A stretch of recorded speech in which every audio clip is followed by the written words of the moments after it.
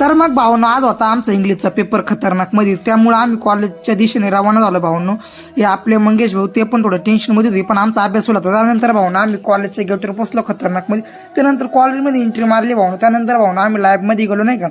लॅबमध्ये पोहोचलो भावनो, यशन ते होते नाही का लॅबमध्ये बसेल. त्यानंतर आम्ही सर्व ग्राउंडवर गेलो. नंतर भावनो 2ला पेपर होता. त्यानंतर सगळे पोरं जमलो नाही का. त्यानंतर भावनो वर्गात हालचाल पाहत होतो खतरनाक मध्ये नाही का, काय चालू आहे काय नाही. सगळे कॉप्यांच्या तयारीमध्ये होते. ये पास भावनो फॅनचे हलपा आमच्या वर्गातले. त्यानंतर भावनो नाही का सेल्फी बिल्फी घेत होतो आम्ही योगेश भाऊ सोबत. त्यानंतर भावनो ग्राउंड पुरं खाली झालं नाही का. त्यानंतर वर्गातला पेपर बिपर झाला. त्यानंतर भावनो आम्ही खाली आलो. एकदम खतरनाक सोपा पेपर गेला भावनो, इंग्लिशचा होता तरी.